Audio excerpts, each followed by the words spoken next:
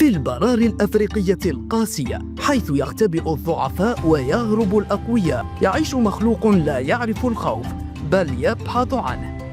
إنه غرير العسل، الحيوان الذي لا يهاب الشيء، لا أفعى سامة ولا أسدا غاضبا ولا حتى مئات النحل الثائر.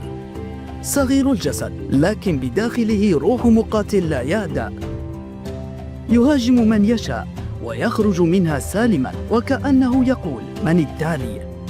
جلده السميك كدرع لا يخترق، وعضته قادرة على تمزيق ما تظنه مستحيل، حتى حين يلدغ من كوبرا قاتلة يسقط لدقائق ثم يستيقظ ويكمل وجبته من الأفعى نفسها.